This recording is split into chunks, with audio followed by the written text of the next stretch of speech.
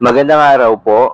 Narito na po ang magiging lagay ng panahon ngayong araw ng Huwebes, May 23, 2024. At latest update sa low pressure area na binabantayan sa labas ng Philippine Area of Responsibility.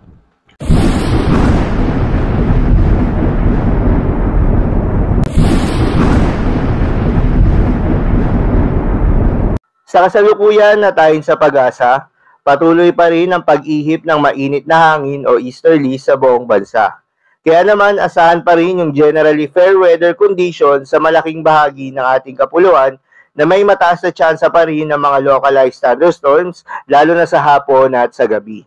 Samantala, yung binabantayan natin na low pressure area ay nakapasok na nga ng Philippine Area of Responsibility at huli itong namataan sa layong 870 kilometers east of southeastern Mindanao at yung trough or extension ng low pressure area ay halos malapit na sa may eastern section ng Mindanao, particular na sa may Dinagat Islands at ilang area ng Caraga region.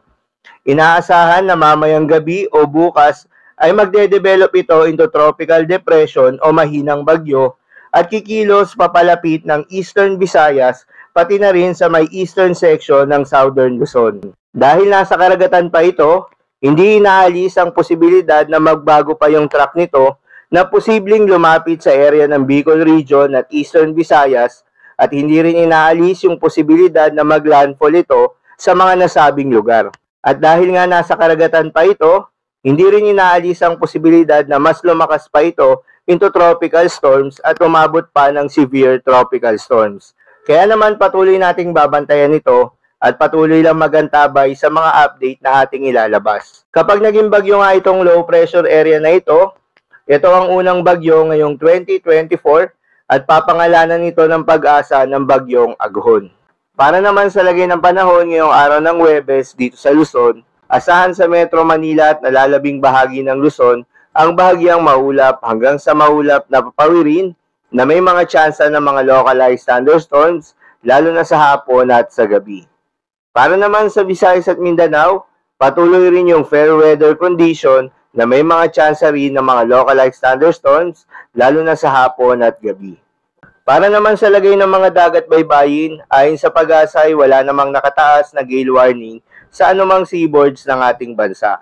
Kaya naman malayang makakapamalaot yung mga kababayan nating mangingisda, pati na rin yung may mga maliliit na sasakyang pandagat.